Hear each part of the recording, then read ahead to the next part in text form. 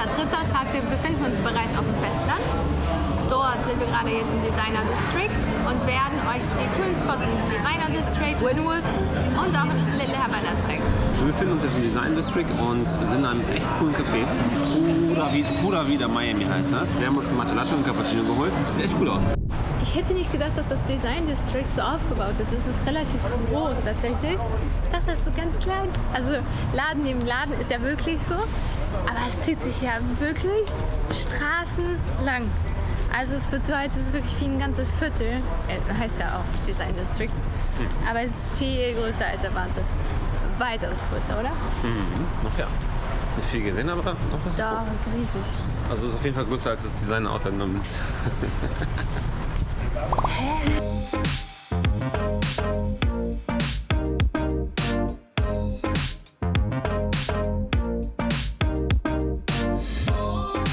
So, mitten hier in diesem District gibt es natürlich Tesla, klar.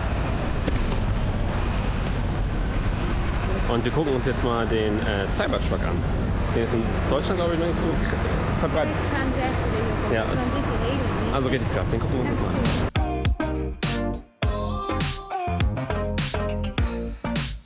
Ich habe das perfekte Auto für dich gefunden. Soll ich das zeigen? Nein. Doch, zeig das jetzt. Nein, dann nicht. Hä? Hast du mich verarscht? So, Cybertruck, check, wir sitzen. Kaufen wir den? Also sieht cool aus, oder? Guck mal hier. Ich dachte, er ist größer drin. Was für ein kleines Spiel, guck mal. Der ist so klein. Also meine Hand ist ja so, gut. Alles cool, also so wie ein Spielzeug. Wie ein Spielzeug. Und das wird die Zukunft sein. Ich glaube, jeder von euch hat das schon mal gesehen, aber es wird die Zukunft sein, wo jeder von uns irgendwann so einen Tesla-Bot haben wird.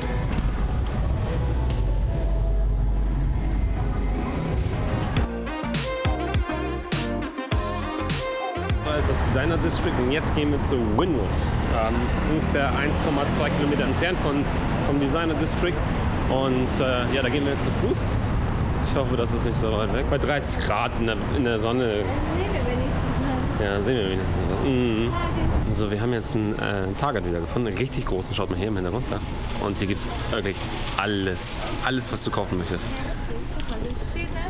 Oder Couchtische und das alles. Was hast du schon wieder entdeckt? Hey, Salz-Pfefferstreuer. Ja, dann nimm mit. Was für schwer. Ja, wie viel Kilo? Wir haben übrigens nur 23 Kilo, was wir dann wieder zurücknehmen, ne? Eine Kofferaufgabe. Ich glaube. Wir kaufen einen zweiten Koffer. Ja, sie hat's gehört. Da, wir kaufen einen zweiten Koffer. Ich glaube, sie würde einfach alles kaufen. Alles. Alles, was hier ist. Alles, was schön aussieht. Zwei. Also, liebe Männer, wenn ihr eure Frau glücklich machen wollt, kauft eine Kerze. Aber die darf nicht stinken. Also seit ungefähr 3 oder 4 Jahren sind wir jeden Valentinstag entweder am Flughafen Nein, immer im Flugzeug. oder im Flugzeug. Also immer. Immer. Deswegen auch dieses Mal. Wenn wir jetzt zurückfliegen nach Deutschland, fliegen wir sozusagen in den Valentinstag hinein und landen dann um 13 Uhr irgendwas, ne? Nee, nicht 18, 19 Uhr? Valentinstag im Flugzeug. Yeah, tschakka. Also die feiern hier den Valentinstag anscheinend ein bisschen mehr. Also hier in Deutschland, Europa. Hier gibt es ja echt alles. Guck mal.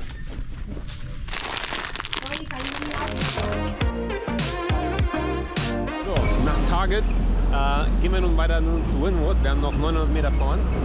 Und was richtig krass ist, einfach dieses, alles was hier so krass groß ist, egal ob es die LKW sind oder die Gebäude.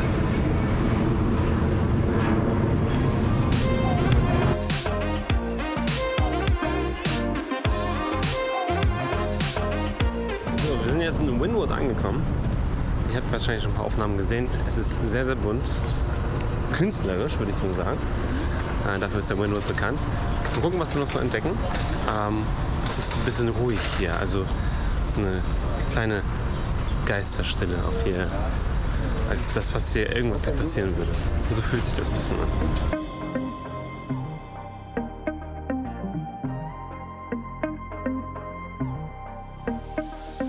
Das war Wynwood, ganz cool bunt.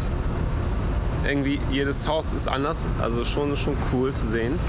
Wir haben, glaube ich, so die 2 wichtigsten Spots entdeckt, gesehen, ein paar Fotos gemacht und jetzt warten wir auf unser Uber, denn wir fahren jetzt Richtung La Havana oder Little Havana, sorry. Und die Main Street dort ist die 8th Street, damit ihr Bescheid wisst, weil manche denken halt, Little Havana, die steigen einfach irgendwo aus und alles sieht halt genauso aus wie Little Havana, halt so wie auf dieser Main Street, deshalb direkt bei der 8. Straße aussteigen.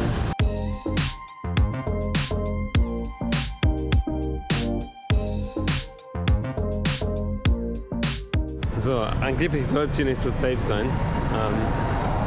Ist es wahrscheinlich auch nicht. Aber cool.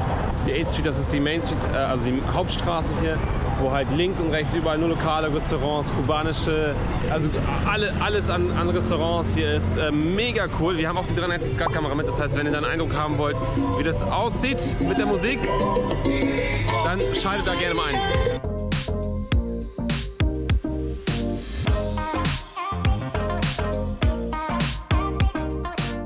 Wir sind jetzt an einer echt bekannten Stelle hier. Die Leute empfehlen das hier. Und wir haben einen kubanischen Kaffee und 2 Empanadas. Einen mit Chicken, mit Beef und einen mit Spinat. Ja? Also der Kaffee Cubano, der ist so gesüßt. Also boah, es war mehr Zucker als Kaffee. Aber war trotzdem sehr, sehr lecker. Wir haben $1 gezahlt. Und ist cool. Kann man trinken. Das Geile ist hier, du kannst hier alles mit der American Express bezahlen.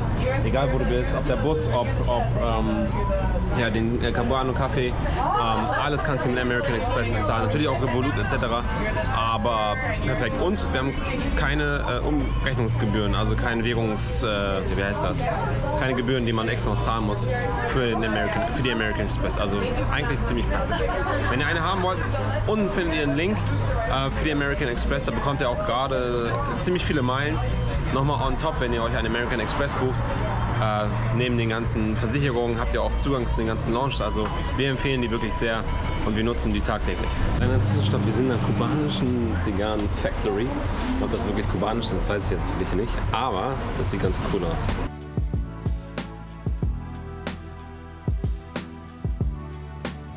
Wir sind hier, glaube ich, am wohl bekanntesten Spots hier in La Havana. Hier spielen die das wohl bekannteste Spiel. Ihr kennt das vielleicht, Dominosteine. Wir verwenden die vielleicht bei uns ein bisschen anders, stellen die auf. Aber hier spielen die damit. Und das sieht ziemlich cool aus.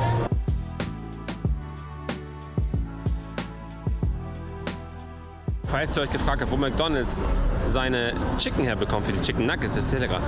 Hier in La Havana haben sie die direkt vor Ort auf dem Parkplatz. Wenn das nicht mal Bio ist.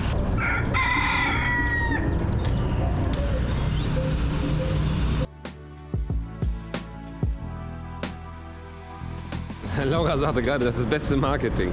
Frisch zubereitet. Chicken Nuggets hier bei McDonald's.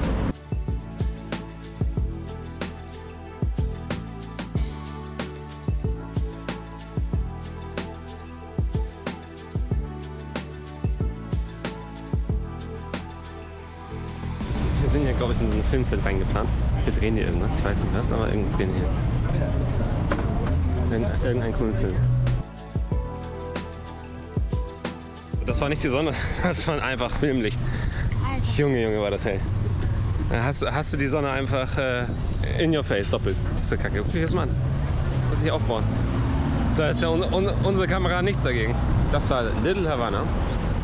Wir warten jetzt auf unser Uber, wo es dann zurückgeht zum Hotel. Die Sonne geht auch langsam unter und wir versuchen noch den Sunset zu bekommen. Und werden auch so langsam den Tag genießen und die Kamera wegpacken. Deswegen vielen Dank fürs Einschalten und bis zum nächsten Mal.